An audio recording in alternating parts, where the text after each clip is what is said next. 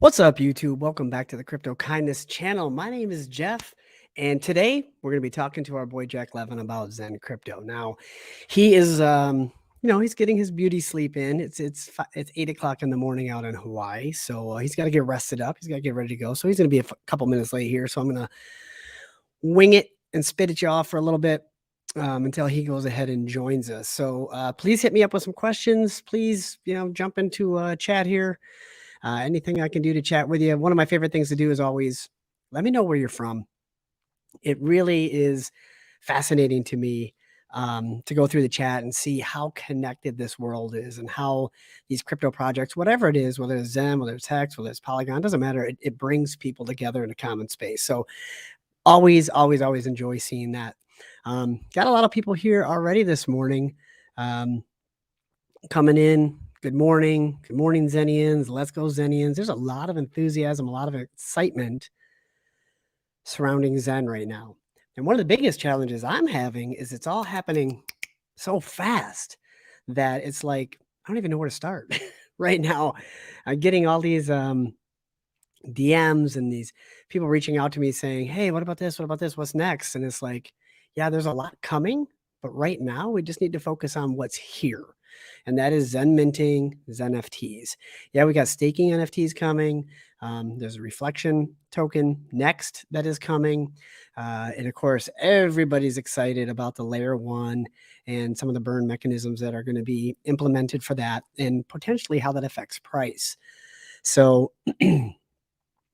Adam Martin, ready to learn about a possible airdrop for limited Zen holders? Yeah, that's interesting. Jack was talking about that last time, not necessarily an airdrop, but more along the lines of a free mint if you're I guess, Apex or limited XeNFT holder. Anybody that's burned Zen, and of course, we're going to get into that with him as well. We've got Portugal here. Antonio, thank you for being here. Crypto Dude MX, nothing but rockets, nothing but moon. That's awesome. Brooklyn, New York. Let's see. This is the perfect position before the next cycle. Corey, I agree completely. I mean, the one thing I have seen over and over again is that the people that get into the new products, the new projects in the bear market, those are the projects that go up big in the next bull. So we're all here at the right time in the right place. The most important thing to do, don't FOMO, don't make any stupid decisions, chasing pennies. An old Richard Hart statement, which I love, don't pick up pennies in front of freight trains. Just come up with a plan and stick to it. Howdy, y'all. We got Michelle. Good afternoon. Thank you for being here. I did see a question here I wanted to address real quick. So this is for Ernest Anderson. The question is, hello, CK and Jack. I have a question about claiming. Is it okay to claim our multiple wallets into one wallet, or will it negatively affect us when swapping to gas token for the blockchain? The thing that's important to know is that the gas token for the new blockchain is going to be based on burnt Zen. And of course, Jack will get into that when he gets here, and we'll discuss that in depth. But I think from just an accounting standpoint, getting your tokens into one wallet makes your life easier. And fortunately, they built that into the claim function. There is a button at the bottom that says claim and send. So you can claim your Zen and send it to a different wallet in one transaction. So it's just one gas fee instead of multiple gas fees, instead of claiming and then sending separately, which is 2 gas fees. So for sake of accounting, it makes your life a little bit easier to just get all that stuff into one wallet. So appreciate the question, Ernest, and certainly once Jack gets here, we'll discuss that further. Zenians pumped on this Friday. Fine Friday. Yes, it is. Howdy, y'all. This is a good question. So why do we need another layer 1? I don't understand. Great question. We'll talk to Jack about that. Jamaica's in the house. Now, this is a person that I'm jealous of because I'm sure it's like 80 degrees and sunny in Jamaica, and it's gray and snowing here in Michigan. But nonetheless, we're all sitting here doing the same thing, talking about Zen on YouTube. So wonderful. Above all, money is Zen. And there's a lot of enthusiasm and excitement surrounding this. And at the end of the day, the most important things in crypto are community and narrative, and Zen nails it both. And of course, a public founder that knows what the heck he's doing also is a good thing to have. I mean, and speaking of that, that dude is here. So we're going to go ahead and I think Jack is picking his teeth. He's getting some fresh salmon out from his eggs Benedict this morning, but he's got his tea ready to roll. I'll give him a complimentary minute to get ready here. Let's see. Pacific Northwest Sasquatch, always a pleasure to have you in the chat. Thank you for being here. Zen is not going to be the gas token. I could have swore he said it will be. So let's get into that. Jack, good morning, my friend. How are you? Good morning. I am good. I'm good. Did you get It's your beauty a sleep? frosty Hawaiian morning right now. It's a little cool. Let me hear about your definition of a little bit cool. Well, it's anything below 70s, cool and cold, and but it warms up during the day to 80, so that's good. Yeah, it is good. I agree completely. So we've got a lot of enthusiasm. So many questions already pouring in chat. My goal for this conversation, and I think it's important. So there's a lot happening right now. You guys, your team are just building, and so much excitement's out there. But I think there's a little bit of confusion in terms of the timeline, what's coming next, how to prepare for each individual project as their launch. And I've received a lot of DMs, a lot of questions recently of like, oh my gosh, I'm so confused on the Zen ecosystem. What's coming next? How do I do this? And how do I do this? So what I would like to talk to you about today is we're certainly going to address the questions in the chat, but I'd like to do it in a chronological order as to how they're going to come. So I'm going to pull up the roadmap, and I'd just like to talk about step 1, step 2, step 3, so people can kind of slow down their thought process and just think about building out a plan, that works for them, and not getting too excited about something that's a long ways away when something they might be interested in is, just a couple days, weeks away at this time. What do you think about that? Well, I think number one, the best idea is to get educated on what exactly is Zen first, and obviously understand the roadmap. And that's why we're here. We're here streaming to talk about those things and to answer questions.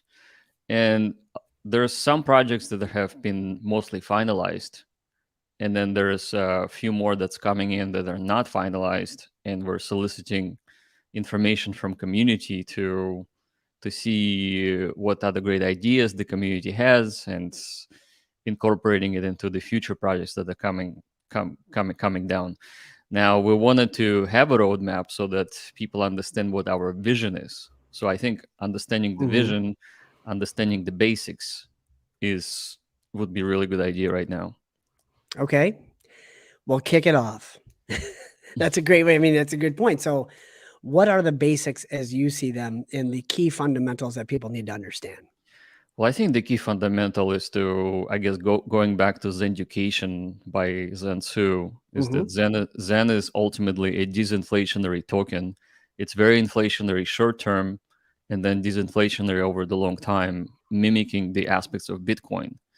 So if you want to get early into a project that's only been just above 100 days, we're still early, super early.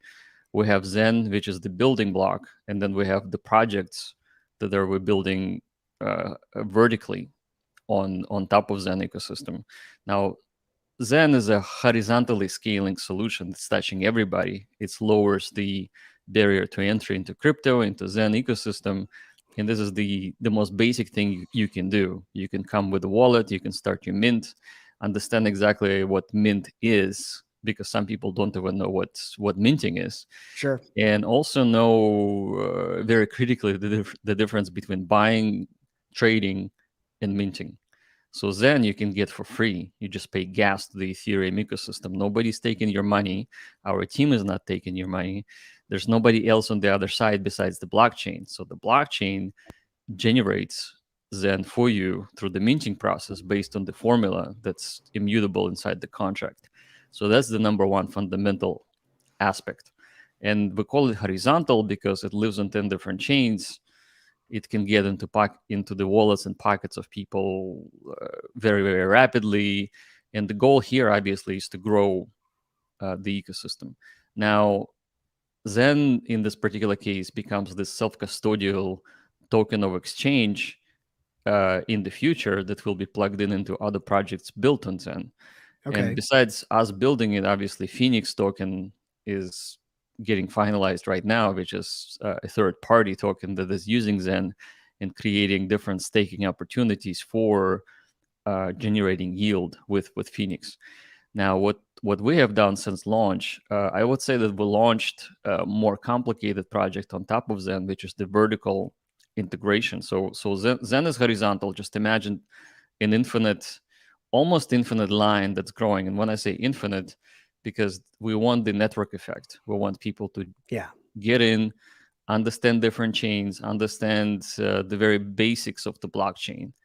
And once you have this building block, you can then start using it for other projects that are even more dynamic, that are being built on top of Zen. So everything that we're building since the launch of Zen is using Zen as the currency of choice to generate other tokens and other interesting things like NFTs, so on and so forth. So with NFTs, for example, it's an NFT contract that uses Zen for, to get it from your wallet and to burn it so that you can reduce the supply, which makes Zen even more deflationary. And by the way, the proof of burn protocol was part of Zen from the very beginning. It's not a bolt-on to the protocol. When we were considering to launch Zen, we knew that it will be very, very abundant, and we wanted the other builders and ourselves to extend it based on the burning function that exists within the contract. Okay. So one thing you said there that I'm going to address as a question that we're getting a lot is you said using Zen as a means to get into the other projects that are coming along the ecosystem, either vertically or horizontally scaling. A lot of the questions that I'm getting and people are asking is, well, wait a minute, I thought Zen was going to be the gas on the new blockchain. So we're not going to answer that now. We're going to put that question in the parking lot, but I want to make sure we get back to it because what you said there just seems a little different. So I don't want to downplay that. So for the beginners out there, and there's a lot of people that are into Zen that are relatively new to crypto and are really excited about it. So for the beginners out there, what words of advice would you give them in terms of playing with Zen to learn, but also to be careful and maximize what Zen can teach them? Well, I would say the number one thing is understand the gas. Understand that the gas varies throughout the day. Right now, gas is 31, but overnight it was 15. So the difference between the cost for mint doubles, triples, sometimes quadruples during the day. Sorry. And so the most basic strategy is to mint Zen or initiate your mints, get your C rank when the gas is all-time low, which is overnight and over the weekend. There's really no point paying double, triple, quadruple when you can just wait a couple of hours, maybe 6 hours until the sun sets and the network gets less busy, so that you can start your Zen mints. So that's, I would say, that the most basic thing to learn. Now, the next thing is, how do you set the gas properly? So with MetaMask, you have 4 options: low gas spend, average gas spend, and then the aggressive, but also there's an advanced option. Yeah. And I think you covered it before. With the advanced option, you can literally set the gas to be 15 of the base fee and then have it execute overnight while you're sleeping. You don't have to be babysitting anything. Yep. And once you understand the aspects of gas, you want to then figure out, okay, how much money would you like to commit to gas? And there's several ways to go about this. If you just go with a single wallet, you're restricted to 1 mint per wallet, obviously. So that's how the whole thing was designed. If you are willing to spend more than $5, let's say $50 or $100, then you can go the XeNFT route, which is a bulk minter which will allow you to virtualize the wallet creation inside the NFT, which in turn becomes tradable. So it optimizes the way that you can mint more Zen, but also make it portable, make your mints portable by placing your OpenSea for sale, for example. Or the other route, you can go to OpenSea right now and you can see if there's any cool NFTs for sale, and you can just buy them right there, which will generally inherit the future mint for yourself. So it's like you're buying somebody else's mint that's available on the secondary market, which is OpenSea. So that's another concept that I think people should be learning. Yeah, and it's interesting you say that because I just filmed 2 tutorials today about manually selecting your gas limit and how to do that. It's nice. I mean, I just put let's see here. Nathan Cartwright says minting on Sunday morning around 4 a.m. is prime time. Well, yeah, it is, but who wants to wake up at 4 a.m. on Sunday? You don't even need to do that. You can set a gas limit on MetaMask on Friday afternoon and just go into the weekend. You don't have to pay attention to Etherscan. You don't need to be looking at Gwei.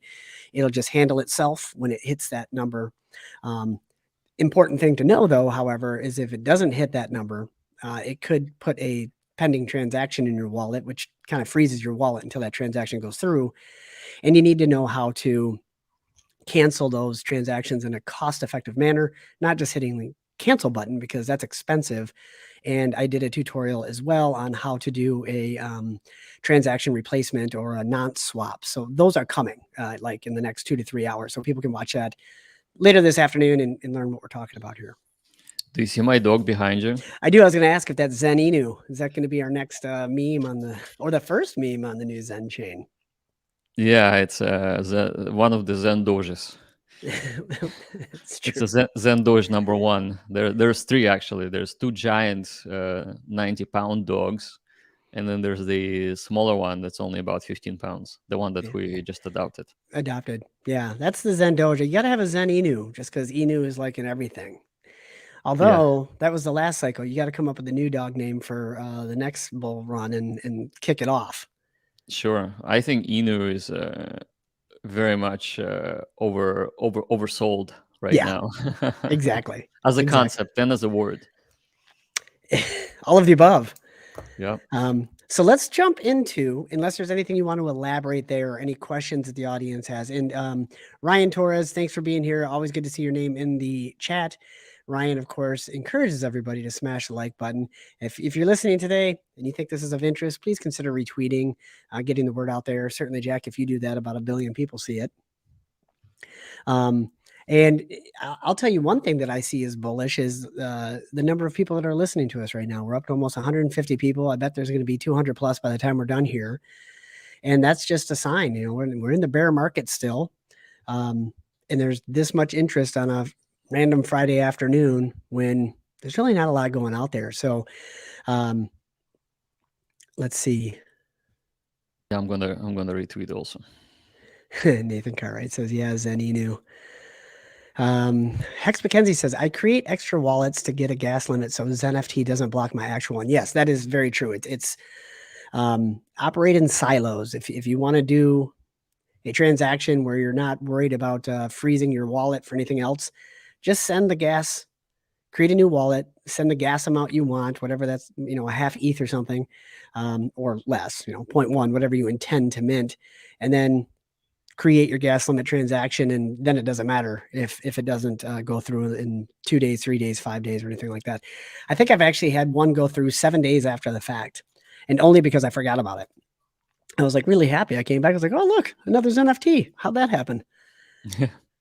So using multiple wallets can be your friend as well. But as Jack was saying, understanding the gas, understanding how to play with limiting your gas exposure allocations through MetaMask is important.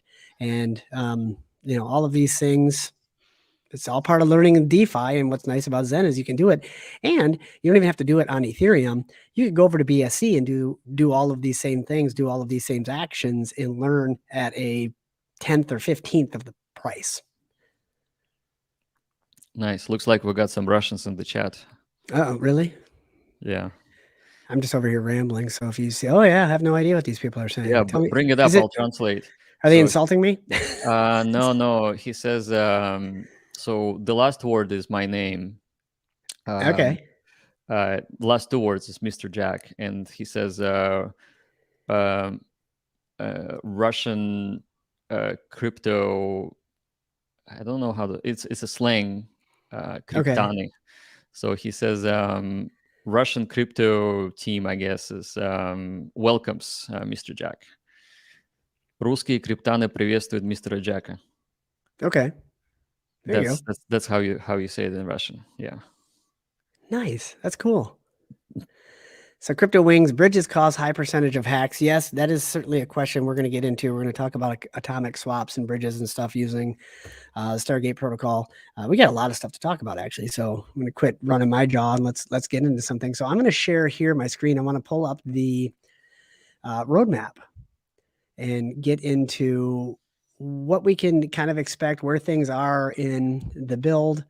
And let's see here. We're going to do that. Sorry for my slow. Here's the roadmap. Can we see this, Jack? Yeah, we do. All right. So Zen Torrent, that's where we are right now with XeNFTs. Is that correct? Yes. All right. So walk me through this roadmap. As we stand here today, the only things we have are Zen minting. You can bulk mint through many of the different batch minters, and you got Zen Torrent, which is XeNFT. It looks as though what's coming next is staking NFTs, but I don't want to just walk through this. I'd like you to walk through what your team is working on and where the focus and priority is. So staking NFTs are coming next. Pretty much a complete project right now on the testnet. And what staking NFT does, it allows you to stake Zen, get an NFT, and have your stakes being portable that you can either sell or buy likewise on OpenSea. So you can buy somebody else's stakes. And staking Zen obviously generates yield for up to 1,000 days. And right now, I think it sits at about 19%, which is a very, very good yield for people who are getting in early. And we're still early, by the way. Yeah. And so the yield there drops for the initiation about 1% for each 90 days. So you can lock in your 19% for 1,000 days if you stake now. But if you're coming back in, let's say in 6 months, then your APY is going to be 17%, which you can also lock for 1,000 days. Sure. XeNFTs is a digital certificate of your stake that you can now trade and make it portable. So, like for example, without unstaking, you can sell it, and somebody else will inherit your stake. I see. So one question I've received from people regarding that is, if they are currently staked, if they have a billion staked at the 20% mark, which obviously is no longer available, will they be able to wrap that into one of the staking NFTs, or would they have to end that stake to then be able to wrap it into a XeNFT, which would cost them, 1 percentage point? Right. So I wouldn't recommend ending the stake, especially if you staked early, because you want to obviously run it through the full term.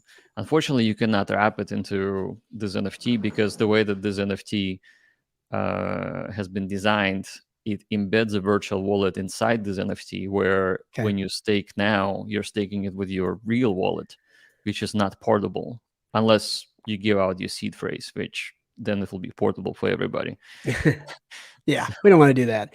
No. So that which is staked now needs to stay that way in order to keep the APY if it happens to be a higher APY than we are at this moment in time. Right. And then another question that was asked to me is, if I have a Zen NFT, staking NFT, excuse me, and I want to add more Zen to it, can I do that, or do I have to end that stake, bunch it all together, and then create a new staking NFT? So ideally, you don't want to end anything. And by the way, when you use NFTs with staking, you cannot end your stake before the time runs out. That's an important distinction. Oh, okay. So that's new, because if you're just staking the normal way, you can end at any time without penalty. Exactly. So However, tell me more about this. So it's not even available for unstaking until the date for the end stake comes due. Now, the reason why we have done that is because we didn't want people to unsafely trade the NFTs that they're staking, because the author can unstake at any time, penalty free. So, like, for example, you're saying, hey, Jack, I have this juicy NFT that's staking, and how about you pay me $1,000 for it? And I'll say, sure, I'll go ahead and do that. And then as the transfer happens within the same block, or maybe one block before, or even after, well, you cannot do it after, but anyway, just before the transfer, you end your stake, and I complete my transfer with this NFT that's empty. And that would be bad. So you by doing that, by locking in the stake to the XeNFT, you remove the fraud potential, essentially. Right. So Nice. you can only you can sell it, but the new owner will inherit the stake and still will not be able to unstake. So people need to know that those stakes have to be held to maturity to get anything. Okay. Well, that's a really important thing to know, because it is different than the current staking as it stands. So thank you for bringing that up. I'm glad I asked the question. The good news about this is that because Xen is not unstakeable, it actually makes this NFT more valuable. Sure, because it removes it from the liquidity, essentially. Well, not the liquidity, excuse me, the total supply. Right. So it makes Xen more valuable, but it makes the NFT more valuable too, because you know for sure that nobody can unstake until 1,000 days. So within those 1,000 days, the value is locked. Okay. Excellent. Glad I asked the question. So anything else that we need to know about staking NFTs before we move on to the next part of this roadmap? Yes, there's one more thing that's actually pretty good, and let's see, maybe I can share a screen real quick. Yep, let me give you permissions. I'll go ahead and let's see. Can you get in there? Probably. Just let me just pull up the screen that I wanted to pull up. 206 people here this morning, this afternoon, depending on where you are. Thank you for being here. This is a good question. A lot of people are asking this. So while you're pulling this up, I'll ask this question. Do you anticipate Xen being a good performing coin next bull market? Or does the inflation, it's not worth looking at the price for 6 years? Neither of us are financial advisors, so nothing that is said here is financial advice. Bull flag crypto, great question. Jack, how do you want to answer that one? Do you anticipate Xen being a good performing coin next bull market? Or due to inflation, it's not worth looking at the price for the 6. So here's the funny thing. And this is, there's several ways to look at it. I mean, obviously in the hyperinflationary phase, in the distribution phase, it is very hard to make money on Xen because it's very volatile. Any sort of news that are coming out actually pushes the price. So before the NFTs launched, Xen went from 5 zeros and 2 to 5 zeros and 7 within a day. Mm-hmm. Now the traders were able to lock in their gains, and I actually saw a person putting in $20,000 coming out with 60,000, so $40,000 gain right there on that trade, just trading on the news. Yeah. So if you're a trader and you're looking to trade Xen, then obviously the good strategy would be is to watch for the things that are coming, for any sort of news, possibly lock in some gains like that. So that option is definitely available. And then a few days ago, I streamed with Joker, and we did a bunch of announcements. And again, the price went hard. It didn't double, but it went up 50%. So there's those pumps that are coming in, and when there's no news, it's just like simmers somewhere at the floor. And the floor was, I believe, on average, the floor is 5 zeros and 16. Yep. So anytime the news come out, the price can pump very, very rapidly. And so obviously the last pump was the L1 announcement. Sure. And so again, the question is, if you're a short-term trader, you can definitely make money. I do not recommend that you do that unless this is your thing and you love it, and then by all means, don't let me stop you. Now, in terms of buying and holding Zen, I would recommend the better option would just be minting. Yeah. Because if you're holding it anyway, then for a long time, then have the mints work for you rather than buying somebody else's mints. Because you're going to be holding it anyway, so why not just mint for a long term for like 400 days? And that's just a better investment of your gas, especially if you get your gas at 15, 14, 13, or 12. Sure. So Yeah, absolutely. So with the longer horizon as an investment, I guess not investment advice, obviously, but I would say that if you want to invest into the ecosystem, then minting is still a way to go. And most of the people who understand the kind of this crypto economics and tokenomics, if you will, actually do employ minting strategies, which is whether they are minting a Zenturian NFT or something else. And like I know a guy who does one Zenturian every day, Ooh. overnight. So Does he then sell it on OpenSea? he has that option. Sure, that's the nice thing about the He didn't Zenturian. tell me if he's selling it, but we have seen actually the OpenSea volume Go up. quintuple. It actually went 5x. I And saw I can't remember if it was a limited or the lowest Apex XeNFT go for 0.5 ETH the other day. I think it was a mistake, but somebody got a I saw screaming that. deal. I A saw that. screaming deal. I saw that somebody literally grabbed something for, I guess, A third of the value. $800. That's like really worth 3,000 at least. I know it. We should open up OpenSea. We should look at the trading action there because it's the new market. It's still new because Yeah. it's only been a couple of weeks. Can I ask you to do that while I bring up some comments? Yeah. Let's do it. Got some neat things coming up here. I'm from the Philippines. Just want to say thank you, Jack. I believe Zen is the greatest opportunity so far in crypto. It's bringing a lot of positivity and excitement back into a very dreary bull market, and that's what I love about Zen. Jack was needed in the space. Competition is not an option; it is necessary. Kevin, I agree with you completely on that. Really important question: can we buy pizza with Zen? Jack, is that a good idea? Well, somebody's selling falafels for Zen in Hawaii.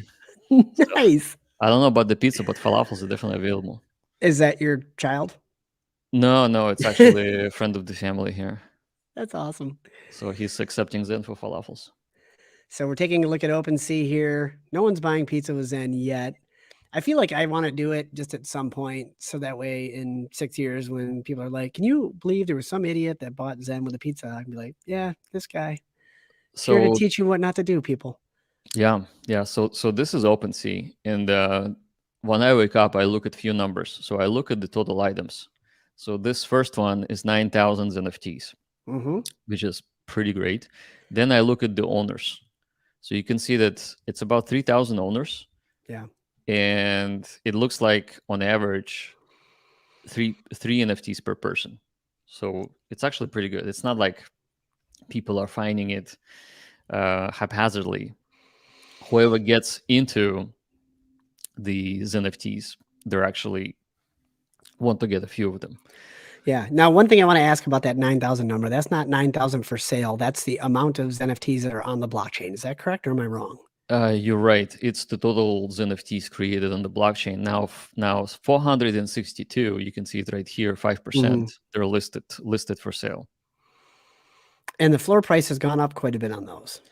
Floor price does not really matter, and let me explain why. So there's many of those really inexpensive Ruby NFTs, and when you click on one, you can see why it's inexpensive. It's just one VMU.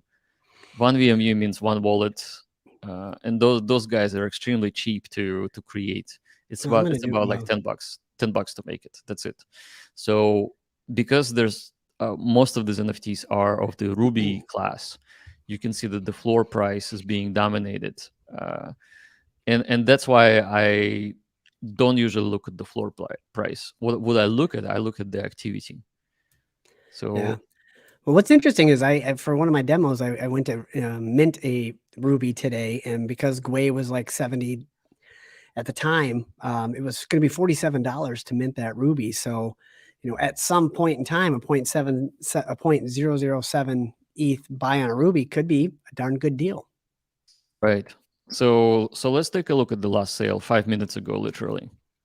So this is a Centurion, and it's been sold for almost 0.8 ETH, Wow. $1,257, and that was 5 minutes ago. Now I Now, know. how low was the I don't want to say rank on that, but what is it called? The rarity? So the rarity is all listed in those properties. Yeah. So you can see that the term is for 140 days. The interesting part here is that currently there is the early adoption amplifier in Xen, and it's set to be at about 2%. But this guy is 3%. So whoever made this NFT made it relatively early, Mm-hmm. and therefore they locked in a better amplifier right here. So looking at the amplifiers, the better this number, 3%, 4%, whatever it is actually makes this NFT more expensive. So it burns 0 Zen because this one is the collectible class. Mm-hmm. But it looks like a lot of people like these because they embed 128 VMUs. Now I know that it cost that actually we can actually see how much money the person has spent on this NFT minting it. So they sold it for, so let's look at the sale price again. So they sold it for $1,257. You can see it right here. Yep. Right. And then this Busaba person sold it to FE6436. Sure. So if we click on the Busaba, so that's the Busaba right there.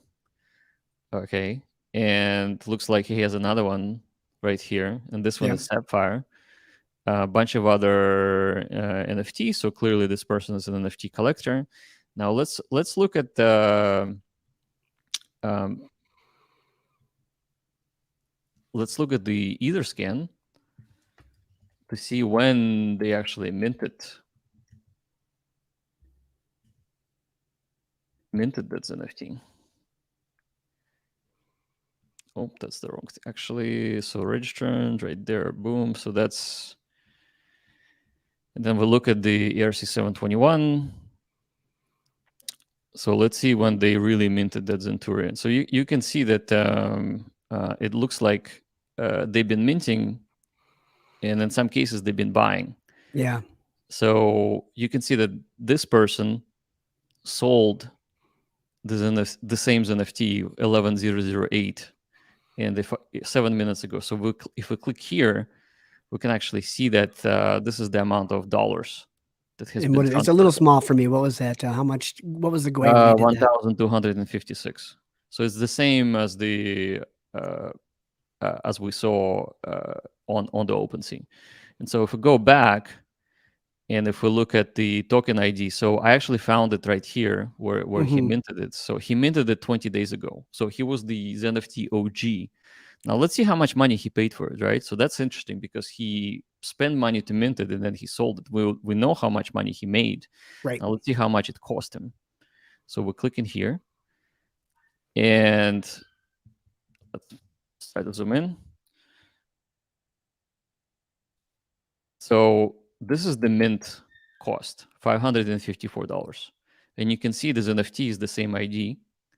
So this person minted. Actually, click on that because it'll tell us what it cost at the time. That's the cost at the time right here. Oh, you already adjusted it? Yeah. Okay. Yeah. So no, that's what it costs at the time. Oh, this one, right? Yeah. Right. So cost at the time is $416. Yeah. So if he bought if he bought 0.348 ETH on the day he minted that, it only cost him $416. Right. So 416, and right here we see him selling it. So he sold it for $1,256. Hey, $800 in profit. That's a triple. Right. 200%. So that's the beautiful thing about XeNFTs is that Xen trades on Uniswap and a bunch of other exchanges. However, you can actually make pretty good return on minting XenFTs cheaper and then potentially selling them, because information on chain doesn't lie. It definitely happened. So happy for this person getting this done. Now let's go back to activity. Mm-hmm. So here's another one. This one is sold for $852, and that's 22 minutes ago. So the trading is happening, and we can see $700, $800, $500, $800. So you can see that those Zen torrents, the Zenturians, are being sold rapidly or traded rapidly. And this is where you can actually see the total Yeah. dollars or ETH exchanged hands on the day. So we're looking at 60 sales yesterday and 17 sales today.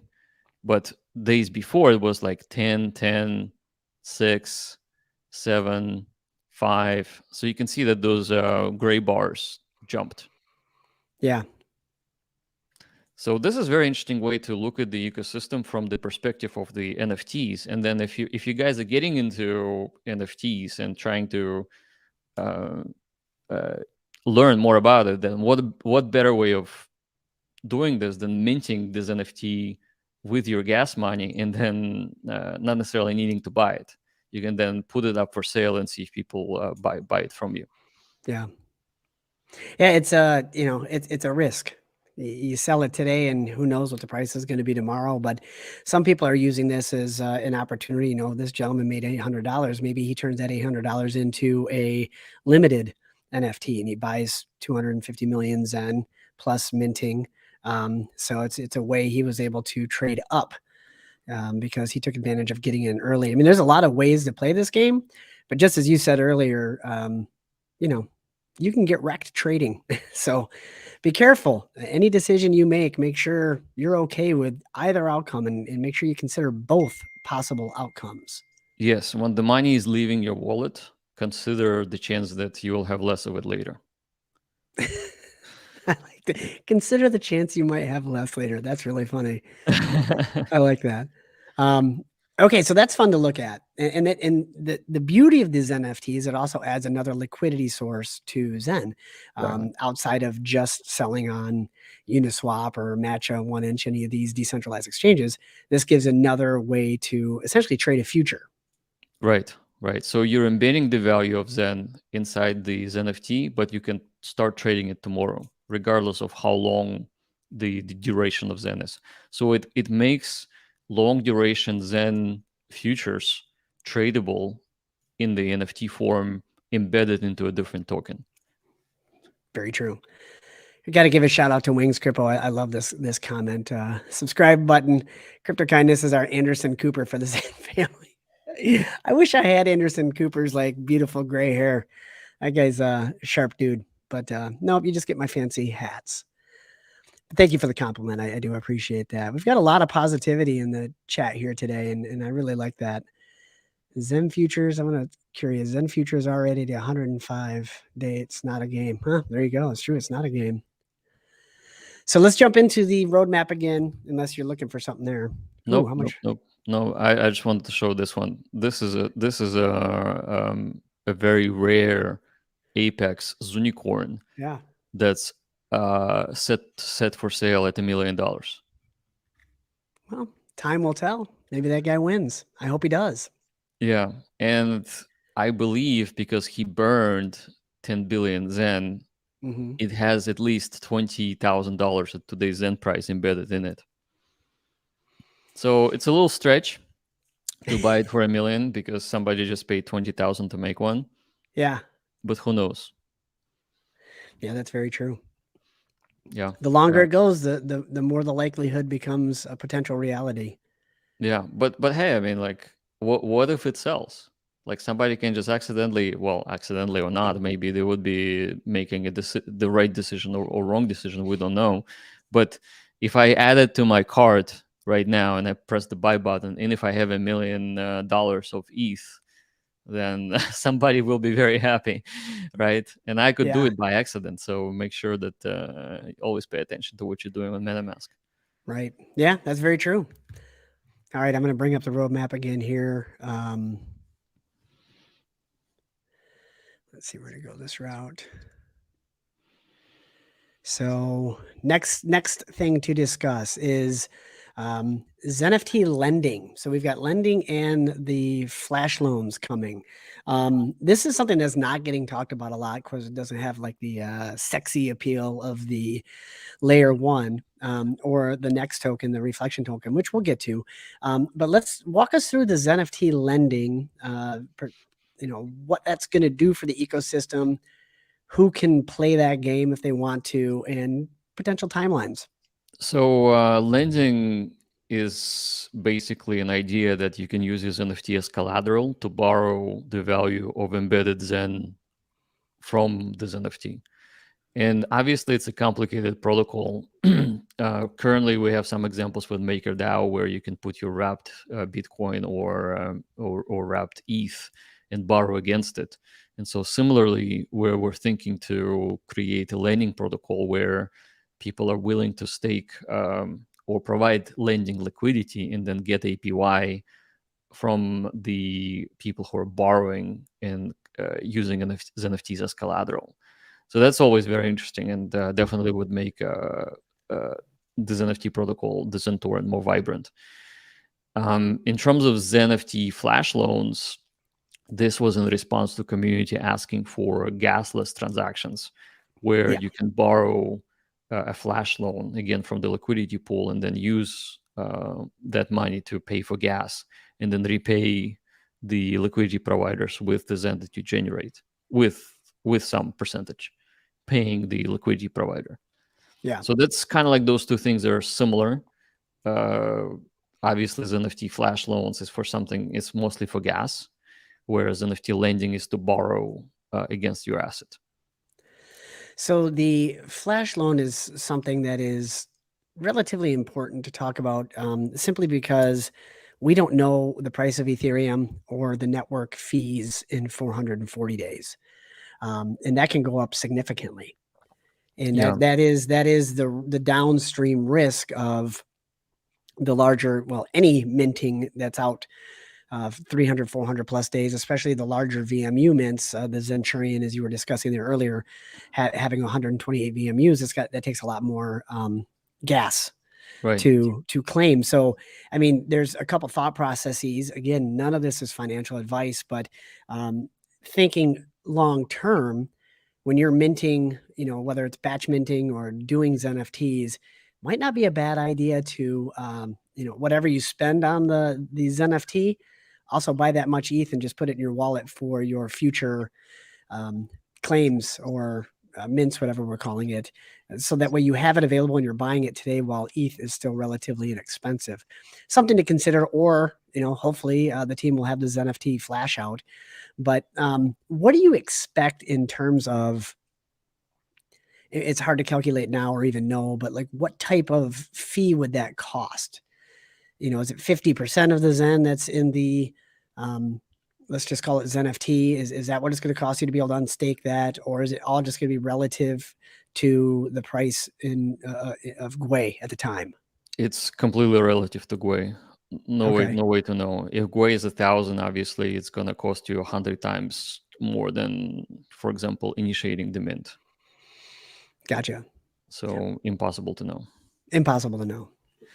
Yeah, gotcha. But the good news is that there's at least 7 days grace period. It will ding you with penalties, so you should really execute mint within the first 2 days if possible, because it's 1% and 3% penalty, and then it becomes 6% penalty, or maybe 7. I forget. It's in the white paper. And so you can definitely wait until the evening time.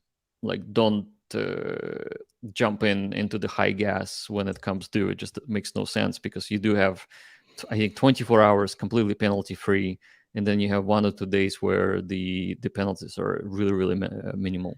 So you can wait either until the evening or the weekend to actually mint it for yourself, which will be a better option. Gotcha. We're up to 245 people here. Thank you, everybody, for being here. Always a pleasure to have the comments rolling in, the questions, the positivity. Let's see if we can get this up to 300. We're getting close to the point that everybody wants to hear. We're going to get into next. We're going to get into the layer one. now comes the juicy juice that everybody's interested in. Before we get into that, continuing down the roadmap here, I did have a question.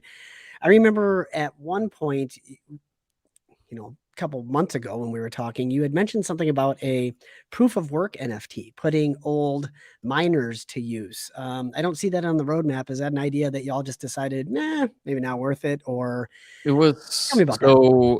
so at Google, when I was at Google, there was this thing, a concept, 20% of your time you can spend it on completely crazy projects that are unrelated to anything, and it helped the engineers to be to allow them to practice their creativity 20% of the time. So 80% of the time you would work on the company related projects, and then 20% of the time you just invent something that you think is cool, Oh, okay. which would not even be related to anything. But the idea was is that your creative juices would be flowing, and you would be a happier person, and overall you would just be you could generate ideas in a freewheeling environment, and then you can actually make Google better as an inventor within the company.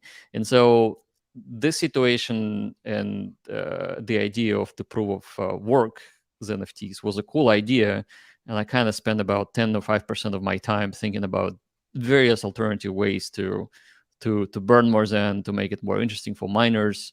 I played with some hashing algorithms to see if it's interesting. And again, the idea here of the Zen ecosystem is that we want to make it interesting to everybody. So the ERC trader, ERC20 traders, ERC721 NFT traders, the minters with the proof of stake, getting yield through the proof of stake, but also potentially the proof of work miners too. That is not coming anytime soon. It's kind of like a bonus project.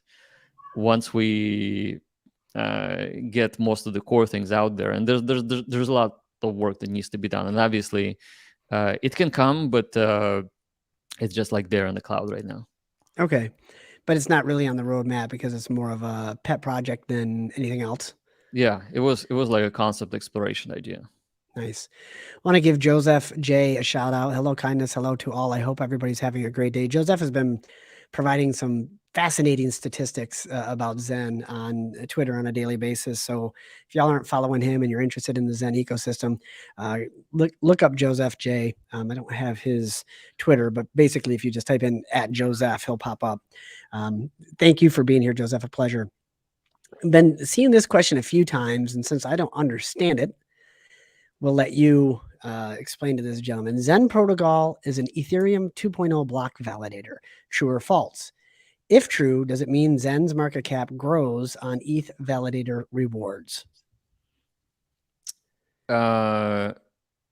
It's false, because it's not a block validator. Validator is a person who uses ETH, stakes ETH, provides hardware or server services to validate blocks on Ethereum. Zen has nothing to do with it. And Zen is not validating anything. The only thing that Zen is validating is your proof of participation. Okay. Hope that answers your question. I'm happy to admit when I'm outside of my knowledge zone, and I was way outside on that one. So let's jump into the next thing. And this is where it gets juicy. This is where it gets into the burn and the excitement and the things that are going to bring down the overall supply of Zen. Let's start with Nex. Reflection token. I actually have a screen we can share here. You've walked through this a lot of times. I don't necessarily want to spend too much time on this one today because you have explained it. However, just because you've explained it doesn't mean that we all understand it. Sometimes we need to hear it 2 or 3 times before we get it. So I'm going to bounce this out, and I'm going to bring anything else up. And while I'm doing this, if you see any comments you want to present with, actually, I'll give you this one up on the screen, and you can talk about this while I bring it up.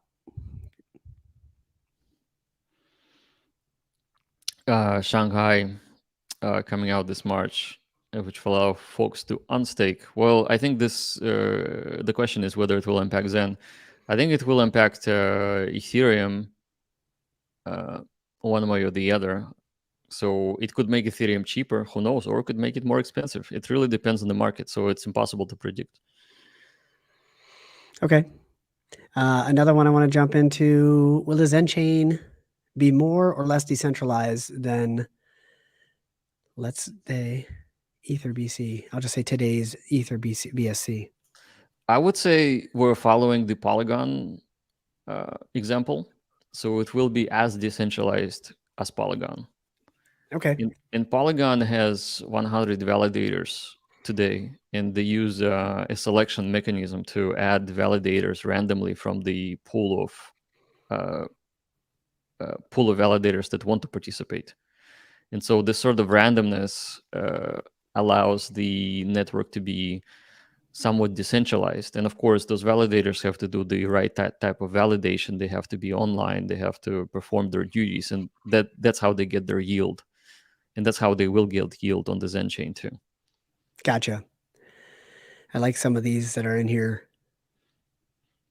Some of these comments. Zen is going to be bigger than Google. Hexagon Chief NZ. Well, that's a stretch, but you might as well aim for the stars, right? Sure. Well, Google is not technically a blockchain company, No, I that's think. true. So it's maybe better to compare to the other blockchain projects. So that would be a better comparison. Sure. So let's jump in. We'll get into this, Jesse. I know you're asking. A lot of people are starting to ask about the L1. I think we're kind of building up to that. So let's ask about NEX. I got the flow chart up here on the screen. It's a little bit small.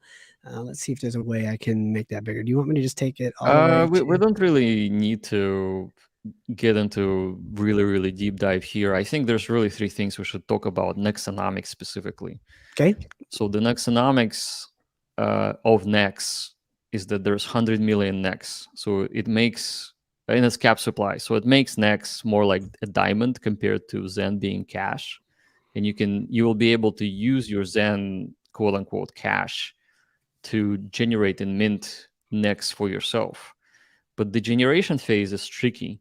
It's tricky because there's daily rounds of minting, and in a daily round you have to compete against other people. So it's like almost an auction for the next mint. Whoever bids more with Zen burn gets more, and you get a proportion. So it's not all or nothing.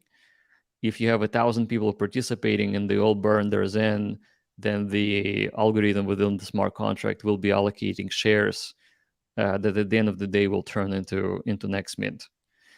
And the trick there is because it's daily, you need to make sure you don't spend all of your Zen on day one. It's like if you're coming to a poker game and the first hand is aces and it's your turn to make a move on the table. If you expose your ace and say, by the way, I'm playing with aces, everybody folds. And when everyone folds, then technically you don't get the pot, right? You get the minimal pot. So the idea here is that with the Zen burn, you want to play the game, but don't burn all of it. Burn it based on the total number of people participating and the total number of Zen being burned. And there will be a helper web app that will tell you exactly how many shares you're getting that day to convert to Nex. Okay. And if you see that people are going nuts, you can say that, well, wait a second, everybody's burning billions and billions of Zen. I'm not going to do that because I just have maybe 10 or 15 million. I'll wait until the next day. Now, if you wait until the next day, the difficulty formula will kick in, and the next day's round actually will produce less Nex within the pot, like so to speak. And when I say the pot, it doesn't mean that you get the whole pot. You just get the portion based on Sure. your burn participation. So that's the distribution model. Now, why would you want to get Nex? Well, you want to get Nex because it has reflection APY. And the reflection APY is very, very similar to, like, for example, how Uniswap yield pools work. And by the way, the word reflection has been getting a bad rap just because people use it for marketing to market their shit tokens, and then they rag pull everybody. Yeah, I wanted to pause on that because that is so true. When you see people that don't understand Zen hear about a reflection token, it's like, oh, here we go. This is the aha, I got you as to why Zen is a scam. Jump in. I mean, if you could just like dive in a little bit more on the history of reflection tokens. Don't spend too much time on it, but for those that don't understand why when people hear reflection token, they're like, ooh, that's bad. And why this is different, which is where you were going, but just give like a minutes Sure, sure. tutorial on So what's going one on of there. the biggest issues that people have seen, and this has nothing to do with the word reflection or the mechanism. It has everything to do with the dynamics, the team's presentation, the actual contract, and the whole tokenomics. So SafeMoon was one of the first reflection tokens out there. I believe they were sharing or generating yield of 10% based on the trading fees of the SafeMoon token. So when the SafeMoon token trades hands or trades wallets, the 5% of the trade transaction actually goes to the SafeMoon holders. And that was very exciting for people. So I think SafeMoon really pumped. They had 1 million users or something like that, or maybe more. And then eventually the whole thing cratered, and everybody lost their money. And the team was not really executing, or maybe they were ambiguous. But there was something that really damaged the brand. And now people thought, well, wait a second, reflection is this very attractive idea. So let's market a shitcoin that will do the same thing and confuse people into jumping in, just like SafeMoon. So that's the origin of why reflection as a word have gotten a bad rap. Now, Okay. reflection in itself, the definition of it is getting yield from some sort of activity on the blockchain. Now, let's think in very basic terms. You're a validator on Ethereum blockchain. You're getting reflection from the gas fees, tips specifically. So every transaction had a priority fee, and if you're a validator, you're getting some of those fees. Right. That's it. Now that's the reflection. That's what it means. It means that when there is activity in the protocol on the blockchain, there is a reflection of yield going from that activity to your staked coin amount. Now, Uniswap, liquidity providing LPs, they also pay reflection yield, specifically when the pairs of coins are presented on the liquidity pools and they're traded. Whoever has the pool actually gets yield. That's also reflection. Same thing. Hex gets reflection from people who end their stakes early. They pay to people who stake longer. That's the reflection from Hex undesirable behavior, so such as emergency unstakes. Same thing. We don't call it a reflection in the Hexagon community, but it is what it is. It's reflection. So the idea with the reflection for Nex is that, yes, we will have some percentage of the Nex tokens actually pay to the stakers from the trading. Okay. Which would be very healthy for stakers because it will give a good incentive for people to stake. Number two, there will be reflection coming in from people who are burning Zen. So 30% currently we're thinking everything that's burned will actually get redistributed to. So 70% gets burned, 30% goes to the stakers of Nex. That's interesting too, right? Nice. Yeah. Because every round can be billions and billions and billions and billions of Nex, billions of Zen to be burned. Sure. And if you Next get is 30, fixed, right? yeah. So Nex Okay. is fixed. So the more Nex you have, and the incentive is that if you get Nex in the previous round and you stake it right away, the next continuous rounds will be paying you 30%. Ah, I see. Okay. So being early is beneficial. Oh yeah. And how do you be early? It's all about burn, isn't it? So talk about that, please. Specifically, it's not about burn. It's actually about being early on the day of launch. Okay. So Nex, there's less and less of it because it's a cap supply every day.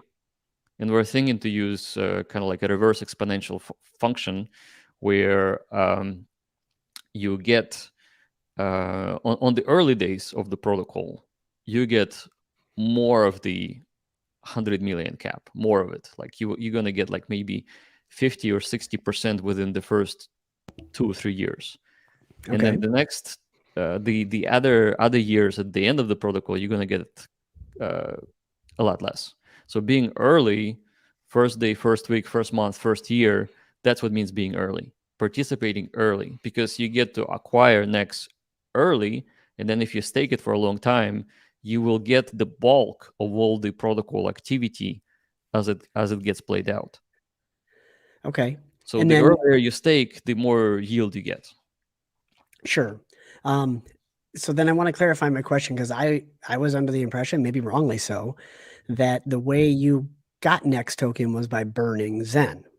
And that's true. Yeah. That is true. So Okay, so yeah, you yeah. need to burn. So the daily rounds require you to burn Zen, and then you get to compete against other burners. So if everybody burns the same amount, like let's say that everybody comes in with 1 million Zen and there's 1,000 people, Yep. so they burn 1 billion in total. Now they're all equal. They all get 0.1% each, because 1 out of 1,000, right? It's 0.1%. And so that allocation on that day of next will go to you equally among with other players. Now, if somebody comes in, well, wait a second, those guys are small sauce or weak sauce. I'm coming in with 1 billion Zen because I'm willing uh, to outplay everyone. So you're 1,001st person to do 1 billion. Everybody else is doing 1 million.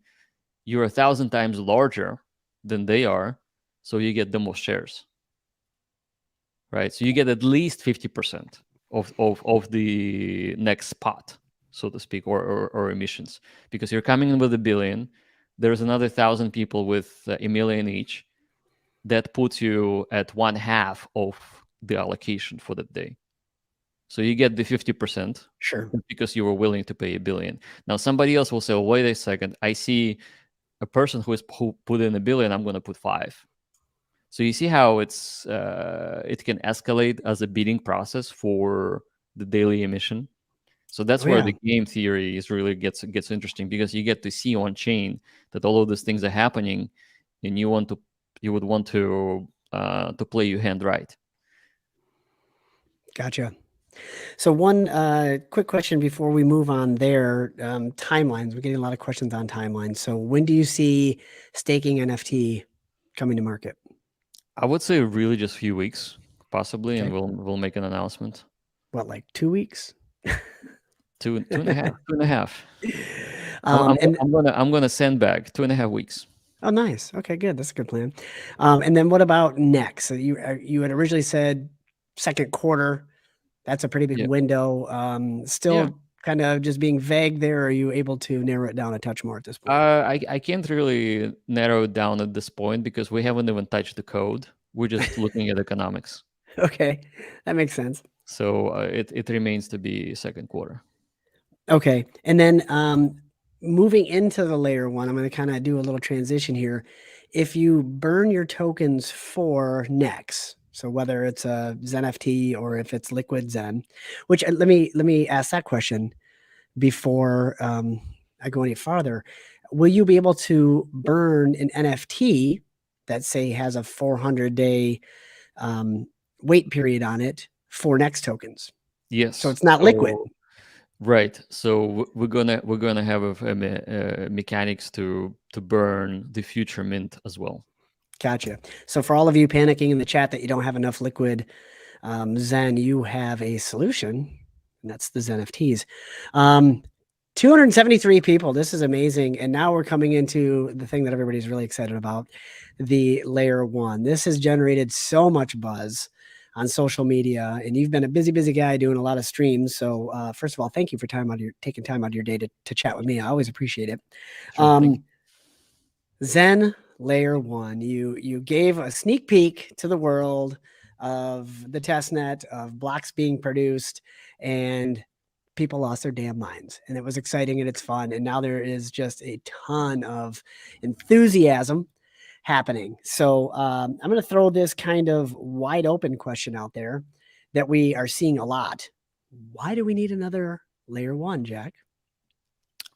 Why do we need another layer one? That's actually a good question. So I didn't think to launch one until everybody asked for one. So it's really a question to the community. And I think the best answer that somebody provided was something like this. They said that if we can use Xen as the gas token or a derivative of Xen as a gas token, so a native coin or a token on the new chain, new layer one, then it gives Xen more utility. Because remember how we talked about reflection, that all activity on Ethereum reflects back the fees to validators. Mm-hmm. So now we can have delegators and validators in the Xen ecosystem that can get more yield, and that gives more functionality to the Xen ecosystem and more utility to Xen token. And again, it's a sandbox for people to develop interesting projects. And why wouldn't it be a dedicated L1 where you can just get to build a project that can do cool things, and obviously the advertising muscle or the marketing muscle would be stronger to do it there than anywhere else.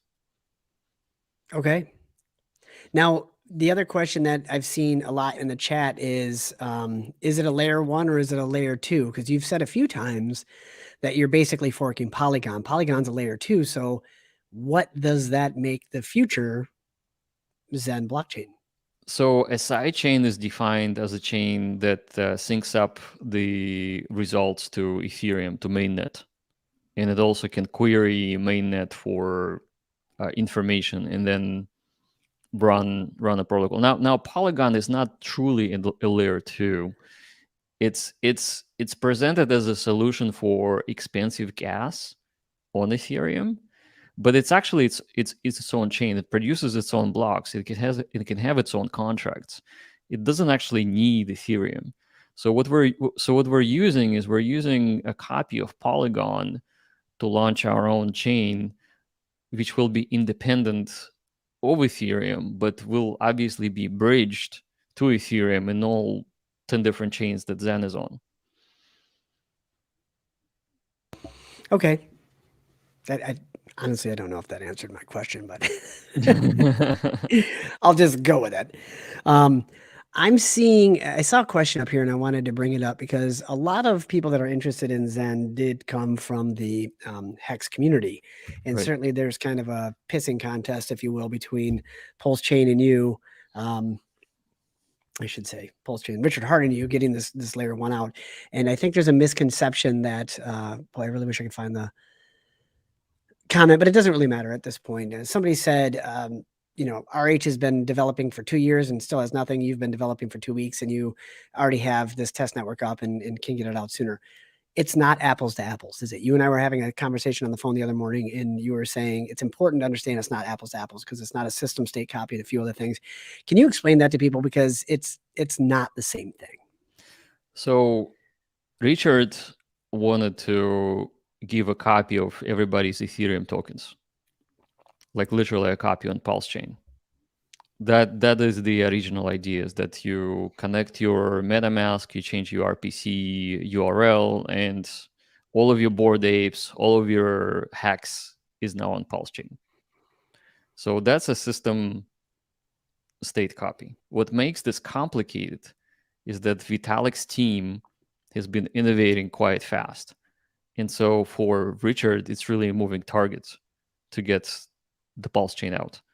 So Pulse Chain used to be a fork of BSC, which is a fork of Ethereum, and BSC was a proof of stake, which worked faster than Ethereum when it was proof of work. Now Ethereum moved to proof of stake, which is, I would say, better technology than proof of work. They had a bunch of other things implemented. They're coming up with all kinds of different things like ZK rollups and a ton of other things that make Ethereum better. So Richard decided to let go of the idea using BSC fork and switch to Ethereum 2 fork, which actually reset the clock. I wouldn't necessarily say back to back to zero, but definitely all of the work that has been done underneath the blockchain on the BSC code base has now had to be switched to Ethereum too. So that's why Pulse chain is so much more complicated than what I'm trying to do. What I'm trying to do is launch a very, very basic layer one that doesn't have any copies of any coins anywhere. It will just have the plugs and bridges into 10 different chains that Zen is on. So it's a different type of layer one. It's based on Polygon. It's going to be faster than Pulse chain because Polygon has what they call instant finality. Ethereum doesn't have it, which makes the Ethereum transaction slower. It also has the 2-second block times, where Ethereum has 12-second block times. And even if you reduce Ethereum 2's block times to, like, let's say 3 or 4 seconds, because they don't have instant finality, it makes the transaction slower just by the technical implementation and architecture, where Polygon is super, super fast with very, very low fees.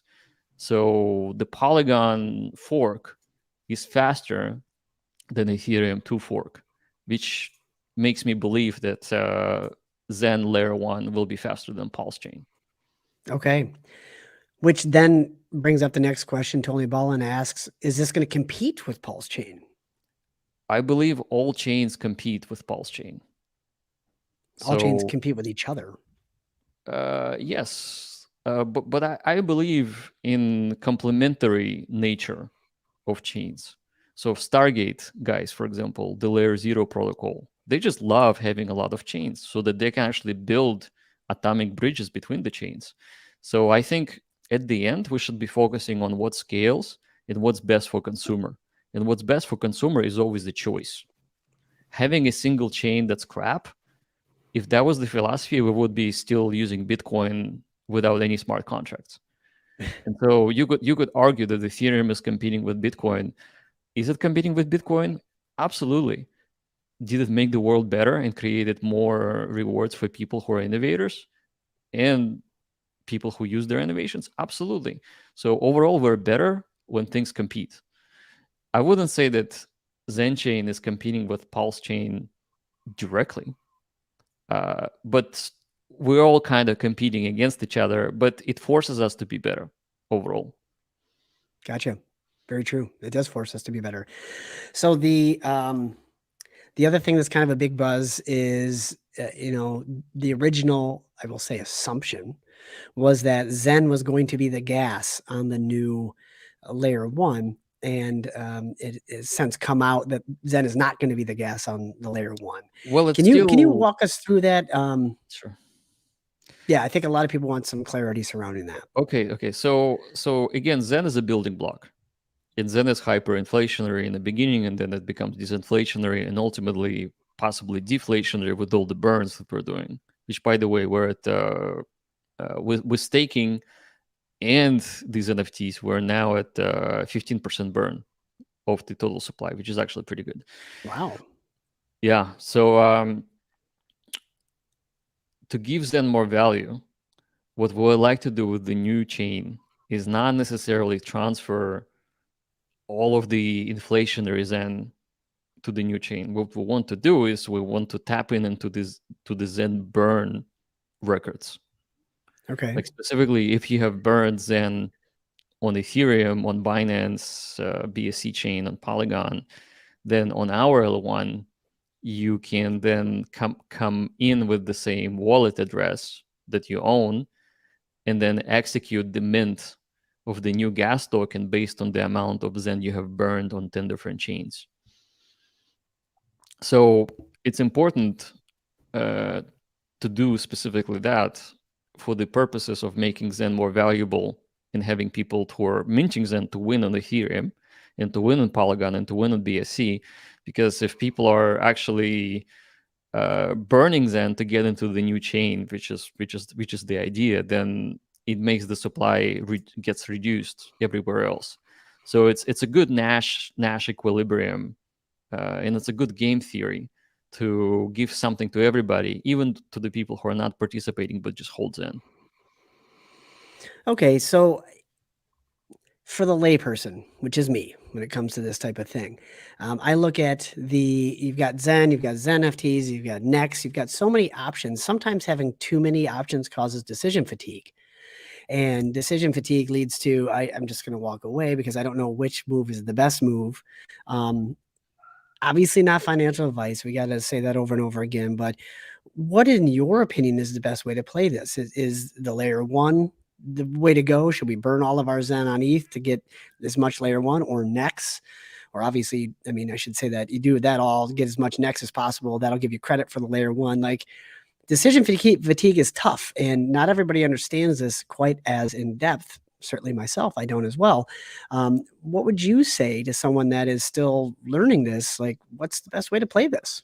I would say the best way to play is just minting Zen, because let's say that there's a million projects sitting on top of Zen. Even if you wanted to, you would not get into that million. You would get into one or two or three. But ultimately, what's important is that those million projects being built on Zen will make Zen more valuable. Therefore, to a regular person who doesn't have much time and yet they want to participate in the ecosystem, they should just be minting Zen. That's it. Because the value is created by the engagement of the community and all of the new things that are coming up. And Okay. so your Zen will be more valuable if it's used by all those new projects. Okay, so minting Zen. Now I'm going to challenge you on that. I'm not going to challenge you because I'll lose, but I'm going to ask a strategic question on that. It sounds like burning Zen is what gets you into the new thing. So obviously you need to mint first, but is the caveat to minting then take it the next step and burn obviously at a rate you're comfortable with, not financial advice. Sure. So burning Zen will get you into all of the things we're building, all of them. I mean, like, think about it. If you want to get an Apex unicorn, you have to burn Zen. So that's the mechanics of reducing the Zen supply and having people trade their Zen, basically give up their Zen for something new. So if that market gets vibrant, which we're actually seeing that with NFTs, it is getting very vibrant because these NFTs themselves are getting traded. It's the same thing with everything we're building. So Phoenix is based on the same concept, proof of burn. Mm-hmm. So on one, I guess what I'm going to say is, do not jump and just burn your Zen for nothing. Obviously, understand what you're getting into. But also, you should know that even if you do not understand all of the new things that are coming out, and like, I wouldn't necessarily know all of the ins and outs of Phoenix myself either. But what I would know is that I can look to see how much Zen Phoenix has been burning, and therefore it's making my Zen more valuable. So that's the philosophy to apply. Okay. Got a super chat here. Very much appreciate the generosity, PNW Sasquatch. Will the highest future rewards go to the holders of the most rare NFTs? Kind of sounds like it because the most rare burns the most, but I don't want to make an assumption. It's a good assumption. And specifically, we were considering to airdrop the gas token on the new L1 to all of these NFT holders. And obviously, the most rare ones will get the more allocation. Just because they're harder to get and there's less of them. So rare is your friend. Yeah. So the harder to get these NFTs, the more value it will have on the new chain. I see. Okay, and which makes sense. I do like this comment because it is similar. It almost plays the opposite side of the game. With a lot of Zen burning, I think I might just want to hold my Zen. Or That's HODL, a very good point. Yeah, I mean, exactly. that's what I want people to hear, actually, is that with all of those things that are happening and the burn is churning, then there will be more demand for Zen. That's the idea.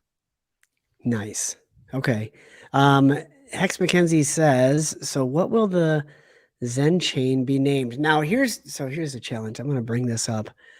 Some idiot did this on Twitter. Let's see. Some idiot. Yeah. Okay. Let me bring this up here. While I'm bringing this up in ultra slow mode, if you want to answer any questions that are in the chat. Will Zenturion have an airdrop as well? I think all of the NFTs likely will have an airdrop. but it's still something that we need to decide. Okay. Here we go. Share this. This happened. I don't want to call anybody names here, but this guy, can you see this? Is that you? Oh, yeah, it is. I put out a tweet saying, what should we call the XEN Crypto Layer 1? Gave some suggestions that I heard from the community. Obviously, the majority of the people chose Vampire Network, but that's only what this, what is this poll shows. Actually, the majority of the people picked either XenX or NextZen.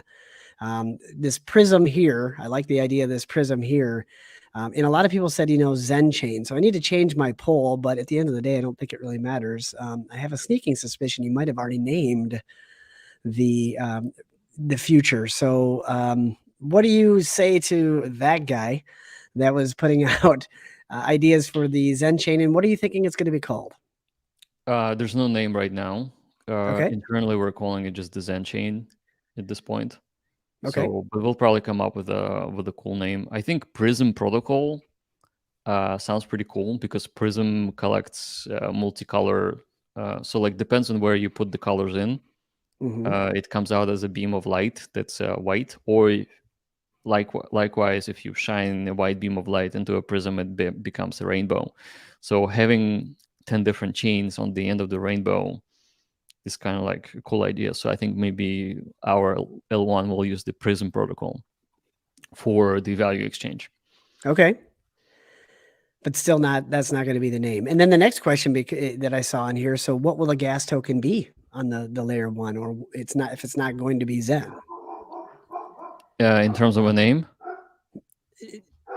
Yeah, I guess that's kind of what the name would be, huh? Same thing, it would be the name of the Well, base it layer probably chain. it probably will have a very specific name, but we'll have that name yet. We're just debating right now what it might be. Okay, so maybe I should put another poll out there with some more realistic suggestions and see what the community likes. I mean, like, hey, if people are having fun voting, Yeah. by all means, let them play.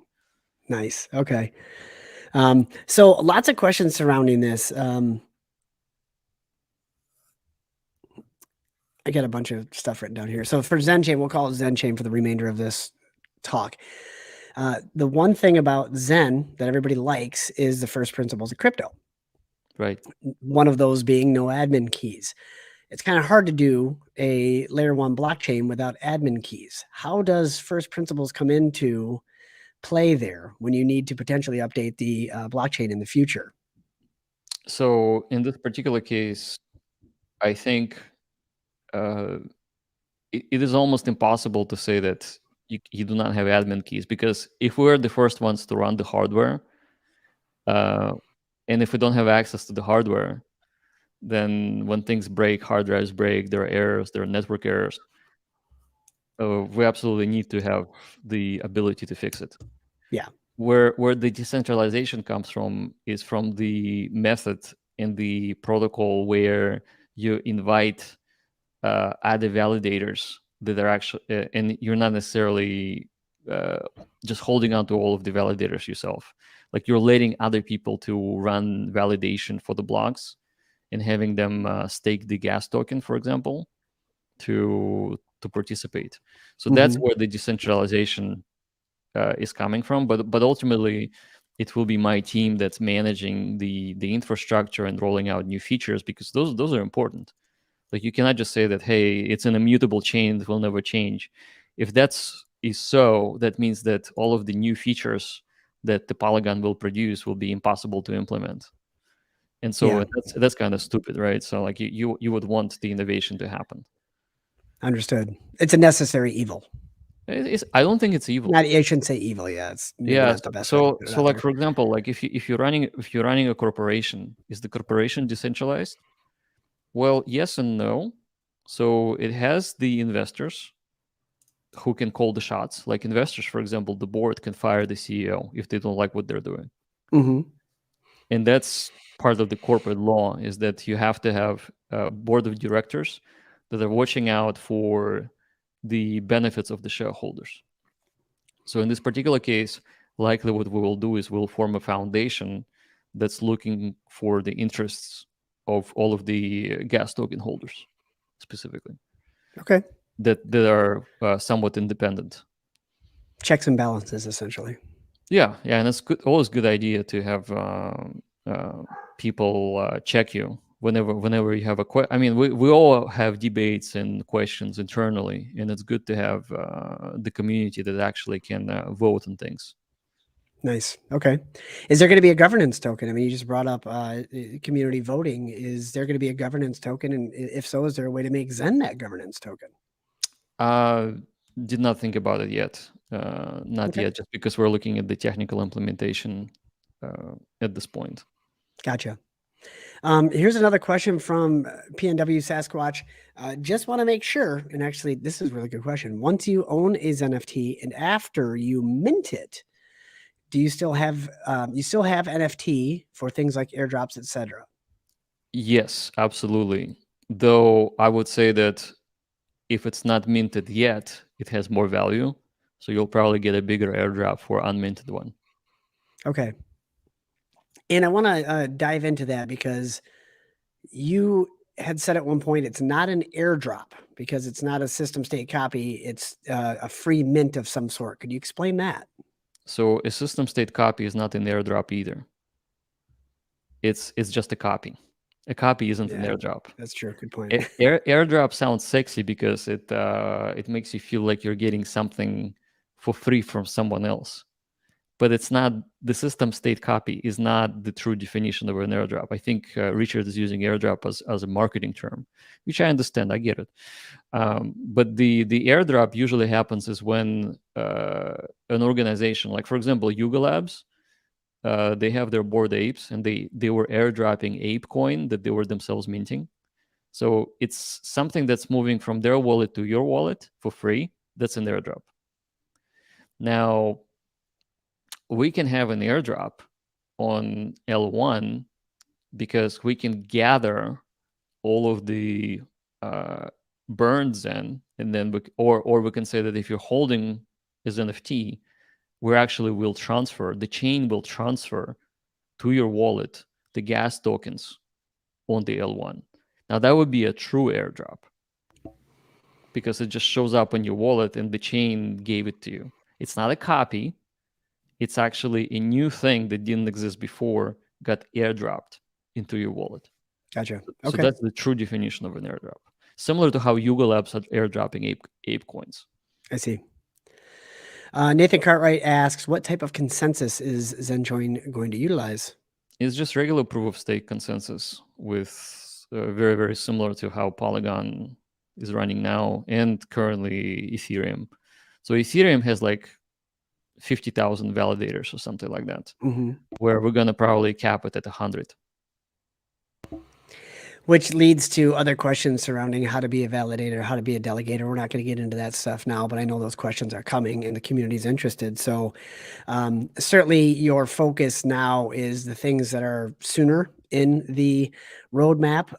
But I have been asked, when can people expect potentially to get access to the test network? So here's the genesis story of Layer 1.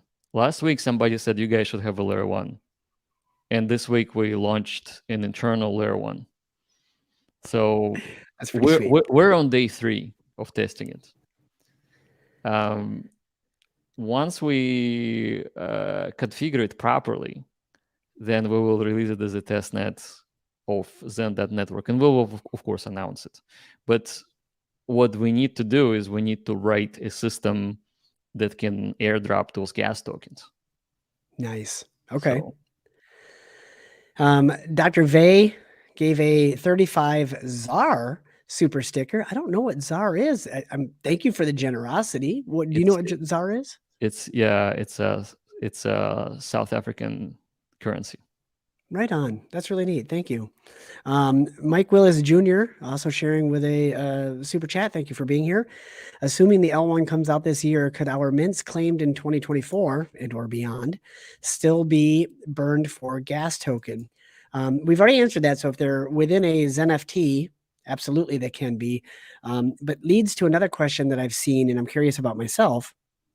can people turn their manual mints, like, you know, day 1 to day 60, can those be somehow turned in for either Nex or Zen Chain? Is there a way to burn those ahead of time? Well, you can't burn it ahead of time, because there's nothing, there's no way to. So the simple answer is this: if you burn it with this NFT, you're doing the burn.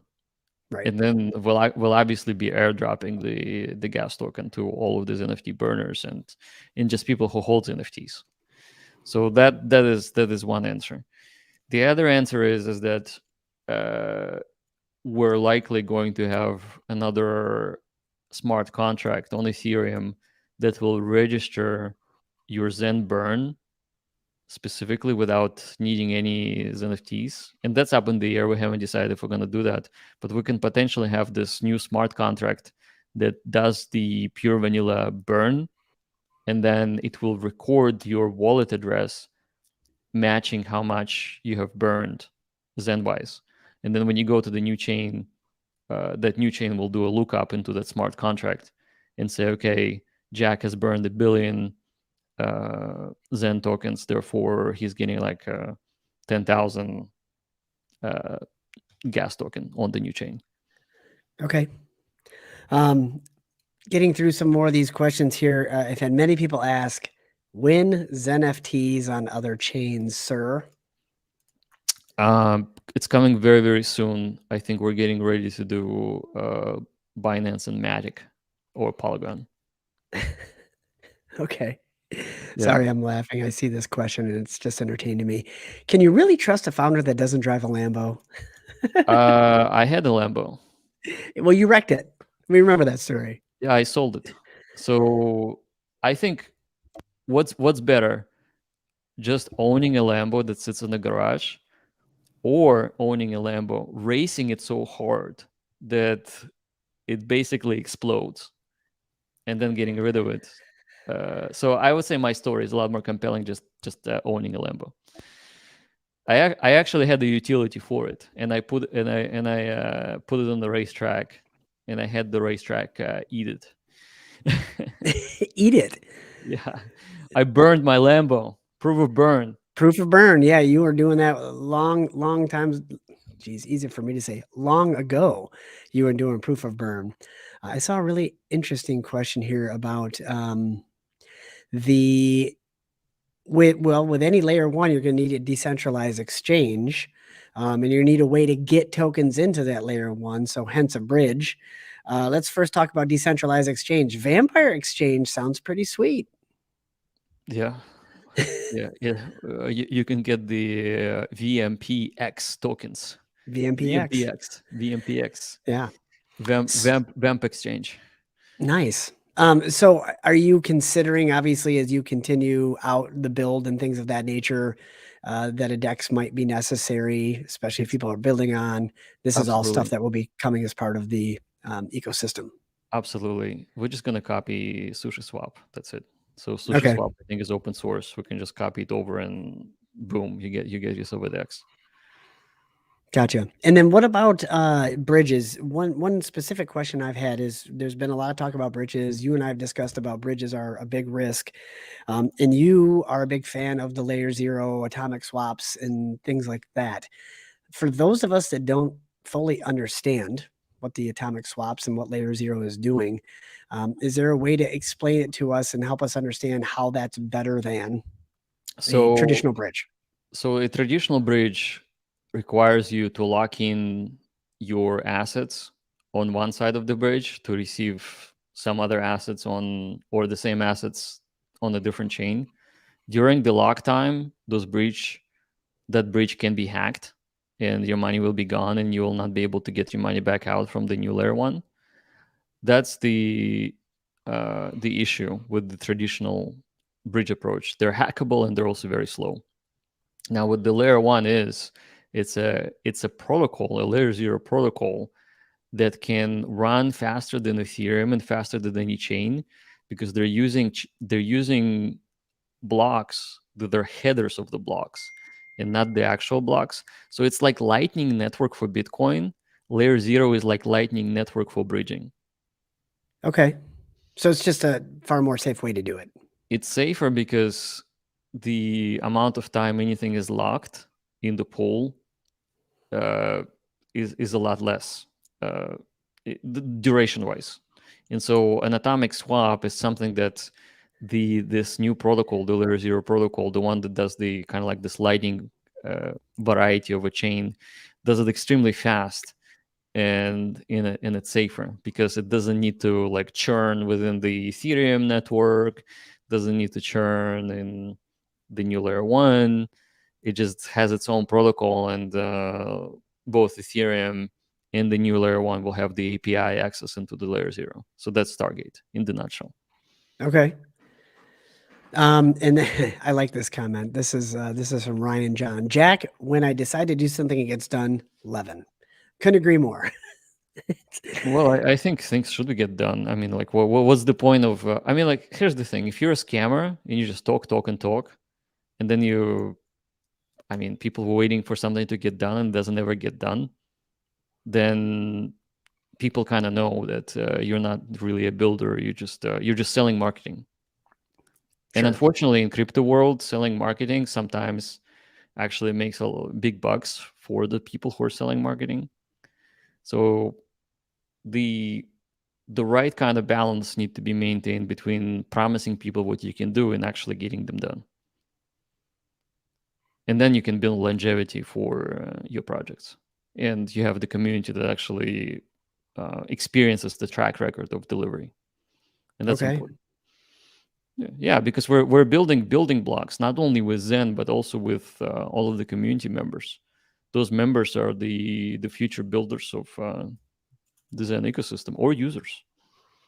So we want them to stand on the firm foundation, which can only Nice. be created with full transparency, not over promising, and actually execution that gives confidence to people.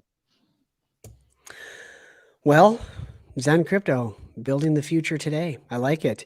Last question, then I'll let you run. This has gone on quite a bit longer than I thought, but it's a fantastic and fascinating conversation. Appreciate everybody being here. We have cracked 320 folks. Of course, Wow. we have to, I mean, I feel like we should somehow wait 2 hours before we actually start streaming so everybody can be on when we talk. But thank you all for being here. It's terrific. It's fun to engage with you in the comments. One thing you said, you actually sent out a tweet about this. So this is in writing. Have expectations. Everything we've been hearing is no expectations, yada, etc. And here you put it in writing, have expectations. Okay, Why so is that? can I ask you a question then? Because I think it would be a fun question. I don't know. You don't That worries know? me. Yeah. Oh, it does, huh? So who told you to have expectations? Who Or told not? me? I mean, not to have expectations. Like who was that person? Well, the mantra was started by Richard Hart. No Yes. expectations, no expectation. And but some of that comes from not necessarily him, but the repeating of the Howey test, because part of the Howey test is with expectation of profits from others. So I understand where that came from. He was just basically stating part of the Howey test, I believe. Sure, but it's taken out of context. Okay. And the context is, if I mint tokens for myself, and let's say that in this crypto universe it's just me and you, and there's no one else, and then I'm gonna say, hey, crypto kindness, I have 100% of those tokens minted. They're in my wallet. I want you to buy 10% of them. And you would be asking me rightly, why would I buy it from you, Jack? And then I would say, because I'm giving you a lot of expectations that the value of those tokens going to skyrocket 1000x. Specifically because I'm going to do this, I'm going to do this, I'm going to do this. I'm going to find some billionaires. I'm going to sell more tokens to them. They're going to pump the price. Therefore, you should buy my 10%. So I'm going to be Gotcha. left with 90. You're going to be holding to 10. You need to give me 10,000 bucks or 100,000 bucks right now because I have given you all of those expectations. I see. Now, you obviously can either believe me or not believe me. right? And if you believe me and I gave you this sort of an idea that good things are coming, then you have expectations and you're now inclined to buy it from me. Now, what I have done here is that I have violated the Howey test in the crypto world. Specifically, I have treated those tokens, this 10%, as shares. I gave them to you, and now you are thinking that you own my future work or a portion of it. 10% of my future work will give you benefit. And that's what the Howey test is designed to stop. Specifically, the Howey test tells whether something is a security or not. A security is a token that embeds a share towards the benefit of the future expectations or future work from someone else. Now, that is the context. And if you don't have any Zen specifically, like I haven't actually minted any Zen before the protocol launched. So I can certainly say that you can have expectations that we will be building on top of Zen. Zen is complete. There's nothing else to be added to the Zen's contract. But we can build more things on it. And we're giving a roadmap how the Zen's contract will be used by our team. Now, that's expectations. But since we never had the private allocation, we never pre-minted, pre-mined anything, it's not really a security. We just basically said, here's the 400 lines of code, open source, do whatever you want. And by the way, this is what we're going to do with it. I see. So you're not selling it to people saying, hey, you need to buy from me because this is what's going to happen. You're like, hey, this is what's available. Do what you want with it. Right. And we're also telling the world with the roadmap is how we are planning to use the Zen contract ourselves. So you can have expectations from our team developing. Now, we could be saying the truth or we could be lying. I mean, like I've told people before that they can have the expectations that XeNFTs are coming. And then they came out. Sure. And we're doing other things that will come out. And there will be other people doing things that will come out. Now, is having expectations in this case makes Zen a security? No, because we're not selling the shares of the future. We are not doing the sale, right? The contract is minting Zen for you by your own effort, and we're not even getting paid for it at all, one way or the other. You're just paying gas to the blockchain. So it's totally safe to say have expectations of us building more things that will make Zen more interesting. But it's still your choice. We're still not selling it to you. We're not saying, oh, by the way, we have the special Zen in a special pocket and a special bag. And from that bag, the gold type of Zen variety will come out. And you need to buy this one because we have given you a nice story. So you see, that's the biggest difference. So that is why having expectations is actually very, very healthy in the Zen ecosystem. And it's completely safe to talk about. Oh man, the enthusiasm in the chat, like it's an exciting time to be here. You've created an amazing community, a lot of really down to earth, fun, open minded people. I love the ethos of Zen, and it's fun. Really, at the end of the day, it's just fun. And so, congratulations on what you're doing. Thank you for bringing this to us and giving us something to rally around. It's fun to be on a team. It's fun to be on a winning team. Yeah, I think we're all winning. Yeah. The funny thing is that I was in a chat group just recently. Somebody said the most unique thing about Zenians is that even though in the last 100 days the price went from $1.50 to 5 zeros and 2, there never have been more enthusiastic people in the community, which is actually super great because we're breaking the paradigm of just being focused on the chart. Instead of focusing on the chart, people are actually focusing on the right things, like the build out, the community aspect, all of the new interesting things that are coming. Yeah. Well, when you focus on money only, your vision is short term. When you focus on growth, time is your best friend. Yeah. And by the way, like somebody said that look at this chart going 10,000x down. 10,000x for who? Right. One dude, The, one guy. this one guy traded $200. Somebody bought $200 when Zen was $1.50 on the day one. The first minute of trading was Yeah. $1.50. Yeah. $200 got traded. I'm sorry for that person who wasted their $200. They should have been a mentor. So that $200 is 10,000 times down. Well, that's not that big of a deal. If you don't have liquidity, you cannot really measure the true value. So I would say that if we look at all the data and we look at all the trading data, we can actually apply a formula in average volume daily. Take the biggest volume days, like the biggest ones, average them out, and take the price, and that would be the true price. You see what I mean? That's the best way to do it. Exactly. Because the thickest liquidity with the best volume is where the really true price of Zen is. Not somebody's selling or exchanging hands $200 on the first trade, first hour ever. Well, as my grandpa always told me, there's no cure for stupid. And when you don't do your own research, sometimes you fall into that trap. Well, it's not really stupid. What's really I wouldn't say it's upsetting to me, but Well, sure. But it needs to be called out. And what I want to call out is that there's some people out there in the crypto community are actively trying to mislead other people, saying, look at the chart, look how bad it is, and they take it out of context completely. Sure. Like whoever says that Zen is down 10,000x, especially if that person is listened by, they're misleading the community towards their own agenda. So when somebody speaks poorly about something, they always have an agenda, some sort of a personal agenda. Oh, sure. It's a narrative. Unfortunately, people end up saying, not being transparent, basically lying about things that are threatening them one way or the other. That's right.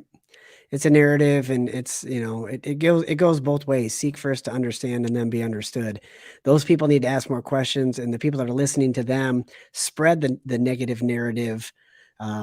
Also need to ask questions like, okay, tell me more about this. Why are you so upset about this one little piece? Because anybody that understands Zen and charts and how these things work knows exactly what happens. It happened on that first day. And I think in conclusion, I'll say this: like, if somebody feels compelled to spread disinformation, and they have an agenda to do so, that is not the only thing they're going to be spreading disinformation about. If they're practicing misleading other people and they're being bad actors in the space, that means that they're very likely doing it about everything else. Sure. I agree. And that's a person that feels threatened by competition. Usually there's an agenda behind they're doing that. Yeah. So I think, like, for example, if we look at the Phoenix protocol, we can see it's completely decentralized, immutable code, no admin keys. That is the team that took the first principles to heart. And rather than worrying about their future projects not being received or maybe deemed unfair, they're just embracing the fairness in building cool stuff. That is type of innovation that we would like to see. Yeah. Awesome. This has been a fantastic stream. 325 people, no, actually 330 people joined us today, Jack. You're building an amazing community. It's a bunch of fun. We're having a good time out here. The positivity, the energy that's coming from the chat, it's really a special place to be. And for those of you who have been with us the full hour and 53 minutes, wow, thank you for being here. For those of us, you that just joined, this has been a highly informative chat. I would encourage you to go back and listen through the beginning. It kind of gives a detailed outline as to what's coming with Zen Chain. And Xen Crypto, excuse me. Last but not least, those of you that are good at clipping things, please clip this stream up and put out some sound bites, because there's been a lot of golden nuggets given out by Jack here. Jack, thank you. Genuinely, thank you for your time. And I look forward to doing this again. I mean, I've got a bunch of questions here I'm writing down for the next time we talk. So, awesome. Ladies and gentlemen, that's a wrap. Jack, anything more from you? No, I think we covered lots of cool things, and I'm super psyched to be building right now in the bear market, because I think in the bear market is where you can, the gems, the diamonds are basically right at your feet. that's the bear market. Yes, it is. So you just need to reach out, pick it up, put it in your pocket, and continue looking to see what you can find. Bear markets make millionaires. Be one of them. Don't That's be right. don't be fudded out. Let's win together. Let's win together. We're gonna end it on Fight that. mediocrity, fight negativity, and be a Xenian. We're all Xenians. Yes, sir. I love it. All right, ladies and gentlemen, have a wonderful weekend. Be kind, be respectful, be open-minded, and be awesome. Have a good one. Awesome.